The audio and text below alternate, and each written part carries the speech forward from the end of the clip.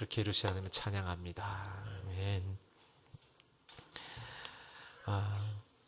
오늘 마태복음을 가지고 저와 여러분에게 하나님의 은혜의 말씀을 함께 선포합니다. 오늘 우리의 삶 속을 가만히 들여다보면 우리의 인생에는 몇 가지의 위험을 받는 인생의 요소들이 있습니다. 첫 번째는 우리의 인생의 외적인 요소인데요. 외적인 요소는 물질의 유혹입니다.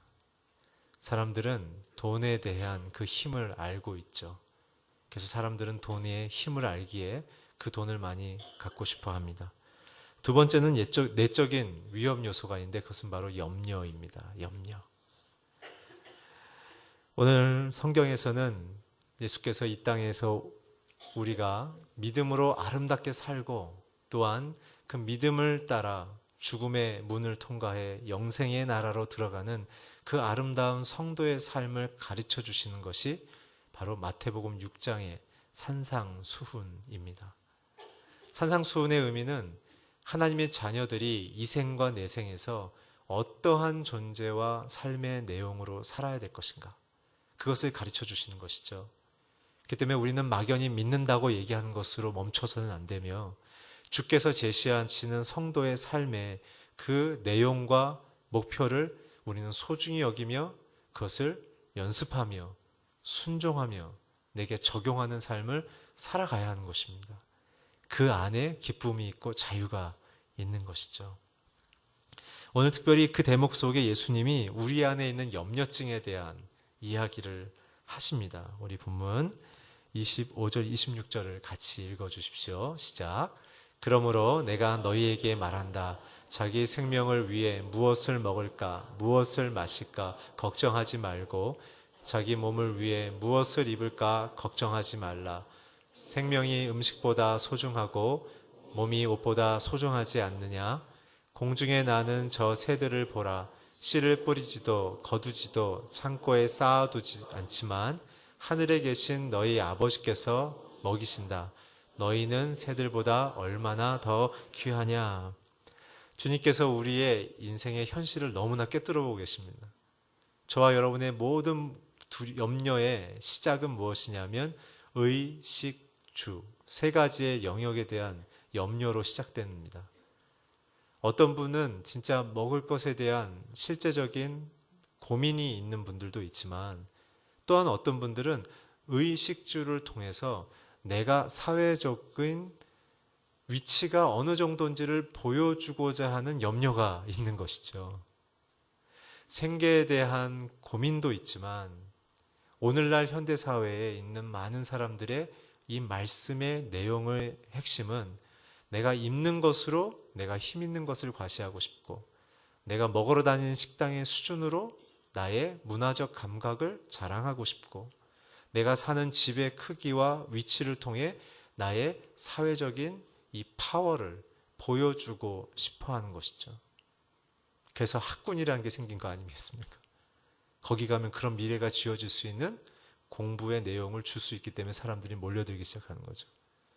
그 때문에 주님이 말씀하시는 것은 당연히 단순히 진짜 옷에 대한 이야기, 진짜 음식에 대한 이야기, 진짜 집에 대한 이야기의 그러한 보이는 단순 논리가 아니라 그 세 가지의 영역을 통해 형성되어지는 하나님을 의지하지 않는 사람들의 자기 과시와 자기 확신과 자기 자랑에 대한 것으로 자기가 목표한 것을 이루지 못했기 때문에 그것에 대하여 아쉬워하고 그렇게 나아가지 못하는 자기 자신에 대하여 고민하고 갈등하는 염려에 대한 내면의 부분을 이야기하시는 것이죠. 오늘 그러나 주님은 주기도문을 가르치시면서 우리에게 분명하게 얘기하고 있습니다. 의식주 세 가지의 영역은 우리가 고민할 영역이 아니라 하나님의 고민의 영역이다. 일용할 양식을 주옵시며 라는 그 구절은 너희의 인생의 의식주를 누가 공급하시는지를 기억하고 감사하라는 얘기입니다. 그래서 예수님께서 그때 그 이후에 또 한 가지를 더 얘기하시죠. 요한복음에 보면 나는 하늘에서 내려온 생명의 떡이다. 그것은 무엇입니까? 구약의 만나를 얘기하는 것이죠. 오늘 주님께서 우리가 눈에 보이는 사회적으로 보여지는 나의 능력과 나의 사회적인 역량을 대표하고 있는 먹고 입고 거주하는 공간에 대하여 목표를 두는 자는 염려증에 걸린다라고 얘기하시는 것입니다. 다시 얘기하면 성도들의 목표는 무엇을 먹는 거의 내용과 무엇을 입는가의 수준과 어느 집을 살 것이냐의 규모의 경제 논리가 아니라 우리는 그것을 수단으로 내게 허락하신 시와 때에 따라 많이도 혹은 적게도 주어지는 그 내용의 공급하심을 통해 나는 어떻게 하나님의 나라와 의를 추구하며 살 것인가에 대한 가치의 문제로 삼으라는 것이죠. 그래서 우리의 염려증의 핵심은 수단을 목적으로 생각했고 목적을 상실함으로 통해 우리는 염려증이 생깁니다. 우리의 목표는 주기도문의 첫 대문에 나오는 것처럼 하늘에 계신 아버지의 이름을 영화롭게 하는 인생의 영향력을 갖는 것이 우리의 부르심이자 오늘 읽지 않았지만 33절에 나와 있는 오직 너희는 그 나라와 그 의를 구하면 이 모든 것을 내가 채우겠다고 말씀하시는 목표가 하나님의 부르심일 때 그 부르심을 위해 살아가는 가정, 개인, 자녀에게 인생을 그 모습을 이룰 수 있는 그 비전을 이룰 수 있는 삶의 먹을 것, 삶의 입을 것, 삶의 거주의 규모를 하나님께서 알아서 공급해 주시겠다는 뜻입니다. 오늘 저와 여러분의 마음속에 목표의 궤도 수정이 일어날 때 염려로부터 해방되는 것을 믿으시기 바랍니다. 오늘 저와 여러분의 마음속에 있는 목표, 이만큼 더 벌어야 되는데, 우리는 다음에 집이 이만큼 더 커졌으면 좋겠는데, 우리는 이 정도 수준에서 먹고 살았으면 좋겠는데 라는 그 자신의 규모와 자신의 실력을 보여주는 목표의 인생으로 살면 평생 죽을 때까지 아쉬움과 경쟁자만큼 못 사는 그러한 열등의식 속에서 우리는 패배자와 같은 마음으로 산다는 것이죠. 그러니까 주님 과감하게 말씀하시는 거예요. 그건 내가 책임진다. 너희들의 인생의 목표는 하늘에서 내려온 산떡인 나를 먹고 내게 너에게 분부한 모든 것을 세상 가운데 가르쳐 지킬 수 있는 건강한 인격을 가진 직장인으로, 건강한 인격을 가진 아빠와 엄마로, 건강한 인격을 가진 교수와 비즈니스맨으로 또는 회사 사람으로 살아내라는 것입니다. 오늘 그것이 우리 안에 염려증을 벗어날 수 있는 우리 자신에 대한 하나님을 향한 부르심의 고백인 것이죠. 그렇다면 염려가 무엇일까요? 염려. 현상은 알았어요. 그리고 그게 어떻게 왔는지도 이제 성경에서 하는 얘기를 우리가 이제 듣고 알았어요. 그럼 염려의 실체는 무엇인가? 염려는 하나님이 내게 선하게 일하시겠다는 믿음이 없는 상태가 염려입니다. 다시 말씀드립니다. 내 안에 있는 염려는 하나님이 선하게 내게 일하실 것이라는 믿음을 상실한 상태가 염려입니다. 사도 바울을 기억하면 좋겠습니다. 사도 바울은 미래가 촉망되는 정치인이자 종교 지도자였고 그 다음에 민족의 리더십으로 그는 촉망받았죠. 정치적으로, 학문적으로, 지적으로, 인격적으로, 신앙적으로 그는 부족함이 없는, 또는 혈통적으로, 또한 시민권적으로도 부족함이 없는 남자였지만 그가 예수님을 세상에서 가장 고상한 지식으로 선택한 이후의 그의 인생은 그전에는 부요함이요, 명예요, 부러움이요, 자랑이요 살았지만 이젠 그는 예수를 존귀히 여기는 삶을 통해 현상적으로는 집도 없고 먹을 것도 안정적이지 않고 옷도 한 벌을 입고 평생 나그네처럼 살았다는 것이죠. 그러나 그의 최종의 고백이 무엇입니까? 내가 비난돼도 처해보고 부한돼도 처해보고 내가 건강도 해보고 내가 아파보기도 하고 내가 여러 번 죽을 뻔 고비를 겪었지만 나는 그 안에서 모든 것을 스스로 만족하는 법을 배웠다. 진짜 강한 사람이 된 거예요. 환경으로 지배받지 않아요. 그러면서 뭐라고 얘기합니까? 나는 내게 능력 주시는 분이 예수님임을 알고 내가 그분 안에 거했을 때 그분의 비전과 부르심 앞에 환경이 아무리 죽을 것처럼 나를 덮친다 할지라도 나는 모든 것을 이룰 수 있다는 것을 깨달았습니다. 오늘 우리의 두려움과 염려의 핵심은 내가 세운 목표를 성취해내고 싶은 것이고, 나의 염려의 특징은 내가 원하는 위치를 못 갔을 때 다른 사람들이 나를 가볍게 혹은 조소하지 않을까 하는 그러한 열등의식이 우리의 염려의 씨앗이라는 사실을 우리는 발견하게 된다는 것이죠. 오늘 주님이 그걸부터 자유하시라는 얘기입니다. 그건 내가 책임진다. 내가 책임진다. 너희는 내 비전에 주목하고 살기만 하면 나머지는 내가 룸서비스로 해결한다, 그겁니다. 만나가 너희들 앞에 내려온 것처럼, 시와 때에 맞게 모든 은혜가 내려온 것처럼, 고통 속에서, 환난 속에서, 죽음과 같은 인생의 역경 속에서도 나는 너와 함께 하겠다. 그 얘기의 대표적인 남자가 누굴까요? 많은 분이 있지만 전 다윗을 들고 싶습니다. 다윗은 어렸을 때는 부모로부터 가정 폭력에 시달렸죠. 아빠와 엄마와 형들이 다윗을 집 밖으로 몰아냈어요. 그래서 그 다윗이 했던 게 뭡니까?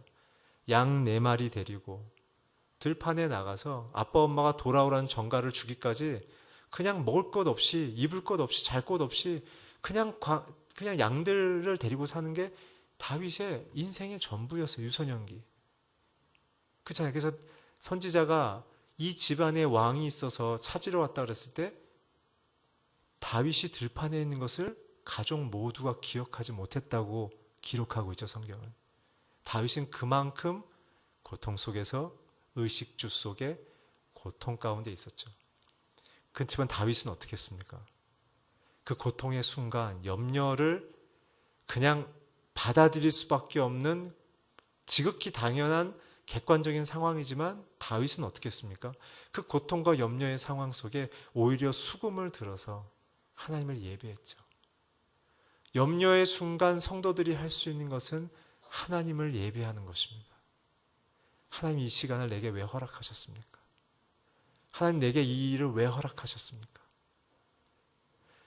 염려는 하나님의 선하심을 믿지 않는 거라고 말씀드렸습니다. 그래서 성도들은 다윗처럼 바울처럼 인생이 죽을 것 같은 환경이 닥칠지라도 그 속에서 내게 하나님의 선하심을 기억하는 것이죠. 그랬을 때 우리는 염려의 공격과 위협으로부터 우리는 보호받을 수 있습니다. 저도 사역을 오래 하다가 8년 전에 너무 사역을 열심히 해서 제가 몸에 무리가 생겨서 죽을 뻔하게 됐었습니다. 심장이 멎어버리는 병이 생겼거든요. 너무 안 자고 24시간 가까운 시간을 11년 동안 집중하면서 살다 보니까 몸에 자율신경에 문제가 생겨서 이게 작동이 잘 안 되는 거예요. 그래서 저는 그때 사실은 몸무게도 33kg가 빠지고 거의 10개월 동안 투병을 해서 겨우 일어나기 시작했고 그 이후에 3년의 회복 기간을 거치면서 이제 건강해진 것입니다. 8년 전에. 그때 저에게 주셨던 하나님의 은혜는 무엇이었냐면 그냥 하루하루 숨 쉬는 것이 제게 은혜라는 사실을 알았어요. 평범한 것이 은혜구나. 돈 많이 벌고 성공하는 거 그거 다 사치예요. 그냥 심장 제 박동대로 뛰고 먹고 싶을 때 먹고 내가 가고 싶을 때 걸을 수 있고 만지면 느껴지고 이게 은혜입니다, 여러분. 그러면서 제 마음속에 있었던 것은 무엇이냐면 내가 주님을 위해서 평생 살았는데 내가 인생이 여기서 끝나는가? 그래서 사실 저의 솔직한 고백은 여기서 다시 하나님이 살리셔서 저에게 또 다른 인생을 주실 거라고 저는 사실은 믿지 못했어요. 저의 믿음은 어디냐면 여기까지인가 보다. 그래서 제가 제 친구들을 아내 몰래 불러서 너는 내 첫째를 맡고 너는 내 둘째를 맡고 너는 내 셋째를 맡고 너는 내 넷째를 맡아라. 그리고 너네들의 아내들은 내 아내와 좋은 친구가 돼달라. 이렇게 얘기를 했죠. 그러고 나서는 하나님의 은혜 속에 제가 점점 회복하는데, 그 회복의 기간을 통해서 하나님이 저에게 깨닫게 해주신 건 뭐냐면, 한 번에 확 낫지 않게 하시고 조금 좋아지면 그것까지 함께 해주셨던 하나님에 대해서 제가 더 신뢰하게 되고 더 신뢰하게 되고 더 신뢰하게 되는 거예요. 그래서 어느 날 그 과정 중에 한 목사님이 소천하시는 시간을 겪었고, 또 그 이후에 제가 이제 혼자 집에서 이렇게 누워 있는데 아침 햇살이 이렇게 그날따라 깊게 드리워지는 거예요. 10월 정도 됐기 때문에, 가을 햇살이. 근데 제가 눈이 따갑더라고요. 그래서 이렇게 눈을 떴어요. 근데 하나님 제 마음에 말씀하셨어요.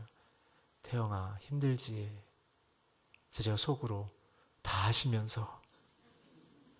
근데 하나님이 그 다음에 저한테 굉장한 메시지를 주셨어요. 내가 너랑 함께 했다.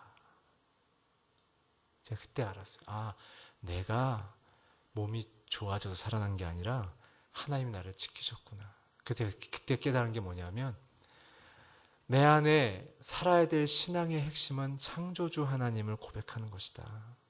나를 빚으시고 내게 공급하시고 나에게 미래를 선물로 주시는 그 하나님의 그 약속을 믿는 것이, 내 안에 상황은 염려할 상황이 일어나고 죽음이 앞에 있고 두려움이 앞에 있어도 그것을 뚫고 갈 수 있는 하나님의 위로와 보호와 약속이 두려움과 염려를 이길 수 있는 내 안에 하나님의 은혜구나라는 사실을 알게 됐어요. 그러면서 제가 본 것은 뭐냐면, 하나님이 이스라엘 백성을 홍해를 건너게 하실 때 홍해라는 바다를 없애지 않으셨잖아요. 홍해를 가르셨죠. 불가능과 절망의 상황을 없앤 게 아니라 그 가운데로 지나게 하셨다는 사실이에요. 그러니까 저와 여러분의 기도는 무엇이냐면, 절망과 고통과 아픔의 상황을 해결해달라고 기도하기보다 그 속에서 주의 길을 걷게 해주십시오. 내가 이 문제를 갖고서 낙담하고 염려하고 쓰러지고 고통하고 힘겹지만, 힘들죠.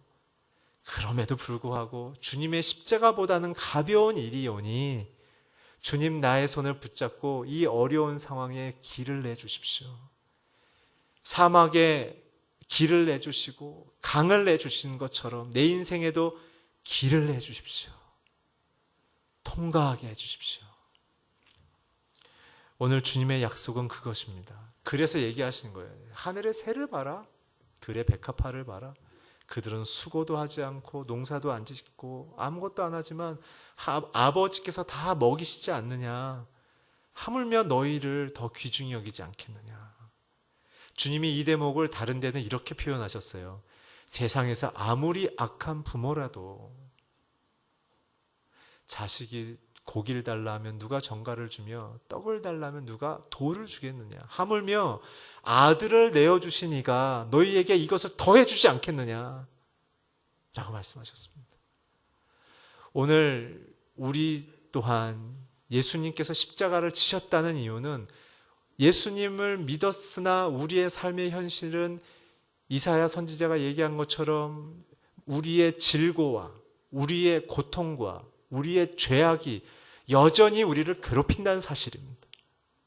그러나 이전에는 그것의 노예가 됐지만 이제 예수를 받아들인 자들은, 구주로 믿는 자들은 그것이 여전히 존재해도 이제는 그것을 정복하신 예수님과 함께 그 가운데 유유히 도도히 당당히 명예롭게 해를 받지 않고 걸어 나갈 수 있는, 걔네들이 우리 옷자락을 잡을 수 없는, 우리는 하나님의 속한 백성이 됐다는 사실인 것이죠. 오늘 사랑하는 성도 여러분, 저나 여러분이나 먹고 입고 쓰는 것과 같은 현실 속에 갖고 있는 여러 가지 고통과 아픔이 있지 않습니까? 관계의 아픔이 있지 않습니까? 자신의 건강의 아픔이 있지 않습니까? 미래에 대한 두려움과 절망이 있지 않습니까? 오늘 주의 음성을 기억하십시오. 내가 너희를 돌본다. 내가 너희를 돌본다. 오늘 그래서 우리의 손을 펴고 주님의 손을 붙잡아야 합니다. 주님 나를 돌봐주십시오. 주님 나를 돌봐주십시오. 특별히 주님이 염려를 경계하신 이유가 있습니다. 염려를 가지기 시작하면 믿음이 사라집니다. 왜냐하면 아까 설명드린 것처럼 염려는 하나님에 대한 기대와 믿음을 버리는 것이 염려이기 때문에 이제는 하나님의 관점에서 내 중심으로 돌아오게 된다는 것이죠. 그래서 염려가 생기면 방황하기 시작합니다. 방황하게 되면 이젠 마음이 부서지고 깨져서 하나님을 잃어버리고 내 삶에 대한 좌표도 잃어버리게 되는 것이죠. 그래서 여러분 기억하십시오. 우리가 좋은 태도를 가져야 합니다. 우리의 부르심은 먹고 입고 쓰는 것을 위해 사는 부르심이 아니라 그것을 수단으로 해서 허락하신 분량만큼 그것을 수단으로 해서 하나님의 나라와 의를 위해 사는 것입니다. 그것이 무엇입니까? 영혼을 주께로 인도하는 것입니다. 여러분들이 직장의 CEO십니까? 그러면 하나님의 말씀의 정의와 공의와 정직으로 기업을 경영하시고 인사의 기회를 공평하게 하시며 그들에게 평상시에 진정 팔로워를 사랑하셨던 먼저 설솜수범하는 리더의 모습으로 그들의 일상을 공감해주는 리더가 되십시오. 교수님이시면 교수로서 지식을 전달할 때 모든 자연의 메커니즘의 디자이너이신 하나님의 그 관점에서 아이들에게 자연에 대한, 경제에 대한, 사회에 대한 혹은 인문학에 대한 이야기를 하실 때 사람에 대한 이해의 현상으로 설명하시되 그러나 그 모든 목적은 하나님의 선하신 국가와 사회와 가정을 이루어 나가는 해체주의나 여러 가지 인본주의적인 사상의 현존 속에서도 어떻게 하면 사람들이 하나님의 사랑을 기억할 수 있을 것인가에 대한 그 일반적인 유사성을 가르치는 것에 전념을 다하시는 것이죠. 아빠와 엄마로서는 어떻게 해야 됩니까? 주 앞에 먼저 무릎 꿇고 기도하며 예배하는 부모의 모습을 자녀에게 보이시고 그리고 그 마음으로 자녀의 허물을 안아주고 격려하며 그 아이의 미래를 결정하신 하나님의 그 꿈으로 아이를 축복하는 것이죠. 너의 인생의 주도권은 하나님께 있다. 나는 너를 도울 뿐이다. 하나님께 직면하는 자의 모습으로 서는 것입니다. 그래서 자녀에 대한 염려도 주께로 맡기시고 사회생활에 대한 염려도 주께로 맡기셔서 나를 통해 하나님이 역사하실 그 비전과 거룩한 꿈으로만 여러분들이 서서 수고하고 노력하고 성실하게 살아가는 것입니다. 저도 마찬가지인 것이죠. 그것이 우리에 대한 부르심인 것입니다. 그래서 우리 안에 이 염려로부터 우리를 보호할 수 있는 하나님의 약속의 말씀이 있습니다. 요한복음 14장 1절의 말씀을 자막을 통해 함께 읽어주십시오. 시작. 너희는 마음에 근심하지 말라. 하나님을 믿고 또 나를 믿으라. 예수님께서 자신의 십자가의 죽음 이후에 일어날 일들에 대해서 이제는 염려하지 말고 나를 믿으라고 말씀하시죠. 주님이 세상의 통치자십니다. 그의 십자가 사건의 완성은 이 역사와 민족이 하나님의 결정 안으로 완벽하게 들어옴을 뿐만 아니라 사단의 존재의 운명의 존재의 결정권마저도 하나님께로 귀속되어져서 빌립보서 2장에 보게 되면 땅 아래에 있는 이름 사단과 귀신들조차도 주 앞에 무릎을 꿇으며 예수님께 나의 주, my Lord, 내 운명을 결정하신 분은 예수 그리스도십니다라고 고백할 만큼 했다는 것이죠. 예수님도 얘기하지 않았습니까? 내가 누구냐? 살아계신 하나님의 아들이 그리스도십니다 얘기할 때 잘하였도다. 귀신들도 알고 떤다. 우리의 마음속에 귀신들도 알고 있는 주님의 그 통치권, 어둠의 영역도 알고 있는 주님의 그 통치권을 우리가 기쁨으로 받아들여서 저와 여러분에게 빛되게 살게 하고 소망되게 살게 하고 명예롭게 살게 하고 영향력 있게 살게 하려는 하나님의 그 의로운 부르심 앞에 염려 없이 평화 가운데 살아가기를 주의 이름으로 축원합니다. 또 한 말씀이 있습니다. 빌립보서 4장 6절인데요. 함께 읽겠습니다. 시작. 아무것도 염려하지 말고 오직 모든 일에 기도와 간구로 여러분의 구할 것을 하나님께 감사함으로 아뢰십시오. 시시때때로 마음속에 염려가 밀려옵니다. 밀려올 때마다 뭐라고요? 감사로 기도하십시오. 주께 간구하십시오. 우리의 쓸 것을 다 하시는 주님께 하나님, 주님이 맡겨주신 이 비전을 위해서 내게 채워지고 준비되어야 될 거 다 아시죠? 주십시오 하나님. 그렇게 하겠습니다 라고 말하는 것입니다. 우리 27절 28절을 계속해서 읽겠습니다. 시작. 너희 중에 누가 걱정한다고 해서 자기 목숨을 조금이라도 더 너희는 옷을 걱정하느냐 들에 핀 백합 자라는지 보라. 일하거나 감을 자르지도 않는다. 무엇입니까? 하나님은 우리의 인생에 간섭하신다는 것입니다. 그래서 염려를 이기는 성도들의 신앙 고백의 핵심은 무엇이냐면 하나님은 나의 창조주이십니다 라고 고백하는 거예요. 왜냐하면 하나님의 선하심을 어디서 발견할 수 있는가? 나를 만드신 그 창조주에서 발견하는 것입니다. 나를 왜 만드셨지? 내 인생의 목표가 무엇이지? 그게 선함 안에 있다는 사실을 발견할 때 우리는 기뻐하는 거예요. 그때 진짜 기쁨이 임하는 거예요. 그때 축제가 임하는 거예요. 그래서 저와 여러분이 인생을 살아갈 때 흔들리지 않은 믿음의 그 중심추가 무엇이냐면 하나님은 나를 선하게 창조하셨다. 창조하셨기 때문에 나를 지키고 보호하고 통치하시고 인도하신다. 나를 책임지신다 라는 것을 깨닫기 시작하는 거죠. 나를 낳았으니 책임지시는 거 아니겠습니까? 그렇죠? 좋은 부모와 좋은 부모는 자식을 낳으면 끝까지 돌보는 것이죠.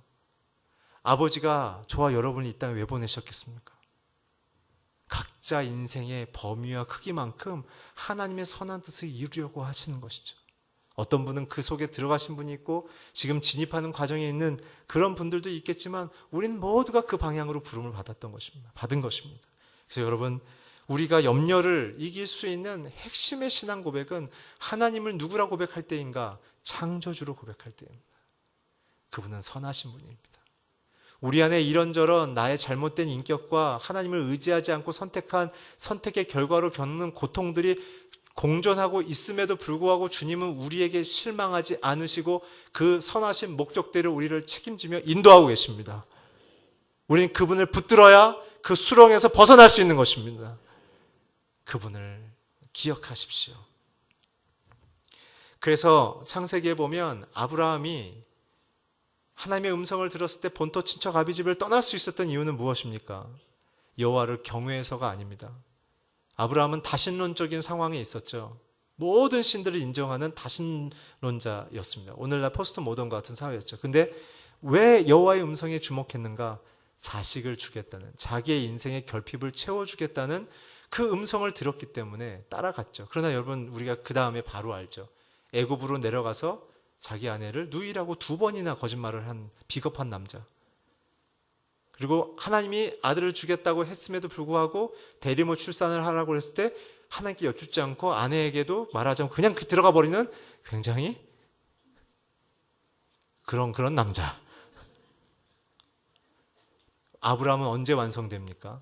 아들을 바칠 때. 그때 하나님이 이로써 내가 누군지를 알고 나를 예배할 줄 알기 때문에 됐다 얘기하시는 거죠.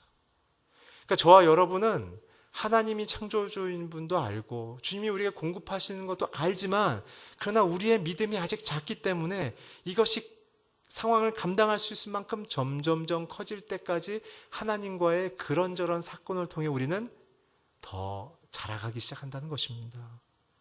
지금 완전하게 되려고 하지 마십시오.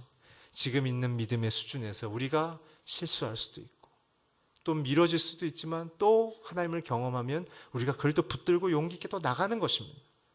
그랬을 때 우리는 염려를 정복하게 되는 것이며 하나님의 약속 안에서 의롭고 명예로운 인생을 살게 되는 것입니다.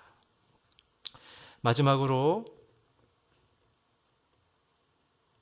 우리가 30절, 29절부터 32절까지 끝까지 같이 읽겠습니다. 시작. 그러나 내가 너희에게 말한다. 그 모든 영화를 누렸던 솔로몬도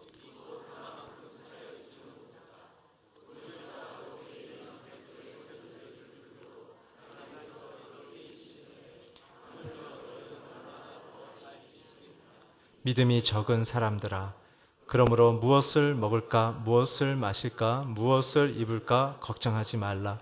이 모든 것은 이방 사람들이나 추구하는 것이다. 하늘에 계신 너희 아버지께서는 너희에게 이런 것이 필요하다는 것을 아신다. 이미 알고 계신다. 그러니까 뭐예요? 믿음 없는 사람들의 주전공은 뭐예요?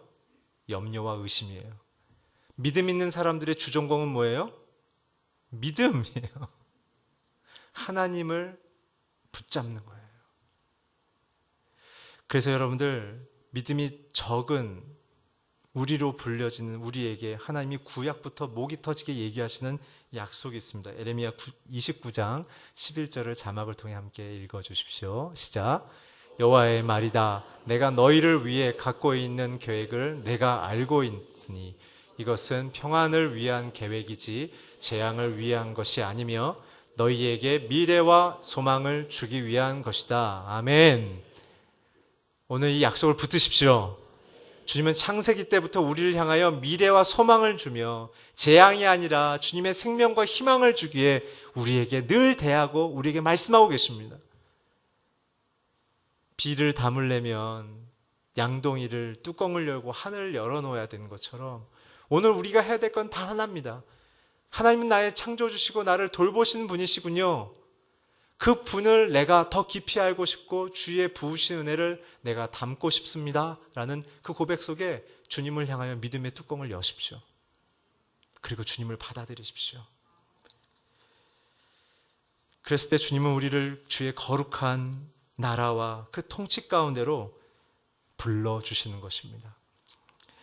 분명한 것은 이것입니다. 하나님의 다스리심의 우산 안으로 들어와야만 이 복은 시작된다는 사실입니다. 구원은 다 주십니다. 그러나 하나님의 복과 기름 부음과 리더십으로 선택받는 그 쓰임받는 내용은 그의 나라, 하나님의 그 가치를 나의 가치로, 하나님의 목표를 나의 목표로, 하나님이 제시하시는 그 삶의 내용을 나의 삶의 내용으로 받아들이는 자들, 하나님의 나라가 임했다는 것은 바로 그런 것입니다. 통치가 임했다는 것은 내 삶의 기준이 하나님의 내용으로 바뀌었다라는 것이죠. 오늘 그래서 그 나라와 그 의를 구하라는 얘기도 그런 것입니다. 너희가 이런 가치와 이런 삶의 목표와 이런 태도로 살아주지 않겠니?